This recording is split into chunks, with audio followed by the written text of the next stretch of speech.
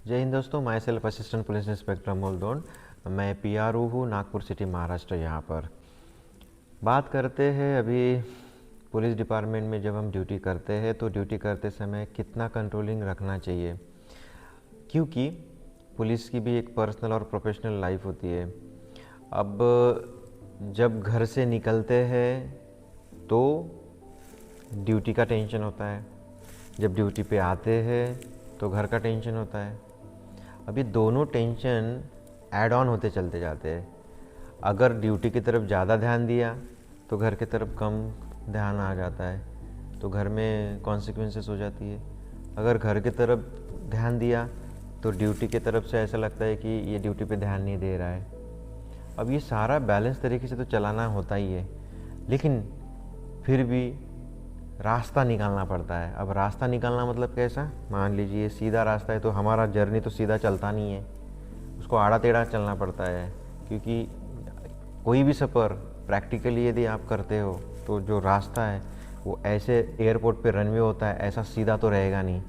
रास्ता कभी जंगल से जाता है, कभी नदी से होते गुजरते हुए जाता है, कभी रेगिस्तान से, तो कभी शहर से, कभी ग्रामीण इलाके से।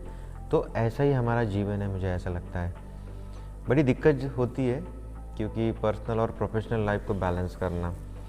और जैसे जैसे हम 20, 30, 40 इस एज ग्रुप में जैसे जैसे आगे चले जाते हैं तो रिस्पॉन्सिबिलिटी और आना चालू हो जाती है।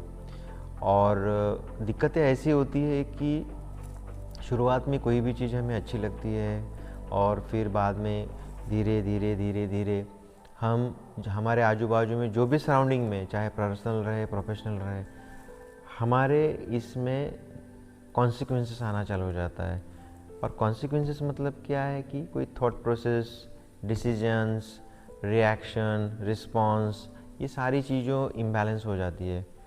तो ऐसे समय में बड़ा दिक्कत होता है, तो किया क्या जाए। ऐसे समय में फिर गुस्सा आना, झगड़ा होना, ये सारी बातें होती रहती है, चाहे पर्सनल लाइफ रहे या प्रोफेशनल लाइफ रहे। झगड़ा हर घर में होता है, झगड़ा हर फील्ड में होता है, कॉन्सिक्वेंसेस हर फील्ड में होती है, कॉन्सिक्वेंसेस पर्सनल लाइफ में भी होती है, प्रोफेशनल लाइफ में भी होती है। अब ये सारी चीज़ें करते करते करते इतने पिक लेवल पे गुस्सा जाता है कि हम एक दूसरे की डिसरिस्पेक्ट करना चालू कर देते हैं, और डिसरिस्पेक्ट से फिर हेट हमारे अंदर ही तैयार होना चालू हो जाता है। जब हेट एक दूसरे का जब हम करना चालू कर देते हैं तो समस्या बड़ी विकट हो जाती है और कठिन हो जाती है। और फिर उसमें से रास्ता निकालने के लिए या फिर इसलिए अंडरस्टैंडिंग होना बहुत ज़रूरी होता है। अब अंडरस्टैंडिंग अगर करनी है तो फिर यही बात आ जाती है कि शुरुआत कौन करेगा, अगला वाला करेगा या मैं करूँगा। ये बात तो सही है, लेकिन पर्सनल प्रोफेशनल में जो कॉन्सिक्वेंसेस आते हैं उसको हम कैसे सॉर्ट आउट करें, उससे हम रास्ता कैसे निकालें। तो ऐसे समय में मुझे ऐसा लगता है कि शांत रहना ज़रूरी है। हमें शांत रहना चाहिए। कोई भी गुस्से वाली बातें आती है फिर भी हमने शांत रहना चाहिए। सिचुएशन ऐसी आती है कि गुस्सा आता ही है, आता ही है, आता ही है, लेकिन फिर भी क्या होता है, चाहे इंसान कितना भी बड़ा हो, चाहे कितना साधु संत भी हो, उसको मन के अंदर तो रिएक्शन देने की इच्छा ज़रूर होती है। लेकिन ये बड़ा डिफ़िकल्ट है क्योंकि आम इंसान और जो स्पिरिचुअल है, जिसके अंदर स्पिरिचुअल क्वेश्चन डेवलप होता है, इमोशनल क्वेश्चन डेवलप होता है, इन लोगों को तकलीफ़ होती है, लेकिन तकलीफ़ के साथ इसको मैनेज करने की भी उनके अंदर हैबिट होती है। अब पुलिस डिपार्टमेंट में मुझे भी गुस्सा आता है, ऐसा नहीं है कि गुस्सा नहीं आता है, गुस्सा आता ही है।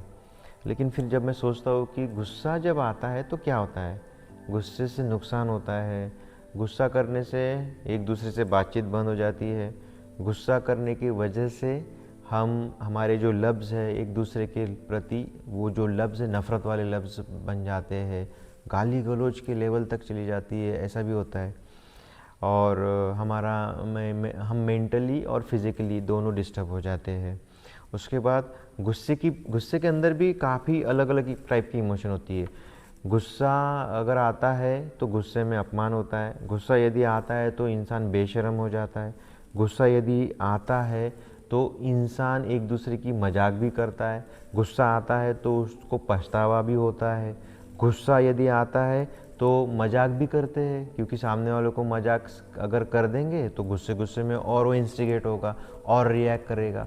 तो मुझे ऐसा लगता है गुस्से में गुस्सा जब आता है तो इंसान के अंदर हंसने वाली भी इमोशन होती है, क्योंकि हंस देता है तो सामने वाले को और ऐसा लगता है कि ये मेरी मजाक उड़ा रहा है। तो गुस्सा ये एक ऐसा इमोशन है जिसके अंदर ये सारा मिक्सिंग है। कभी कभी गुस्सा आने के बाद जब सारी चीज़ें हो जाती है, पछतावा आता है, और फिर बाद में इंसान उदास भी हो जाता है, खिन्न हो जाता है, शांत बैठ जाता है, किसी से बातचीत नहीं करता है। तो निगेटिव और पॉजिटिव इन सारी इमोशंस को कनेक्ट करने के लिए गुस्सा एक रिस्पॉन्सिबल होता है, मुझे ऐसा लगता है।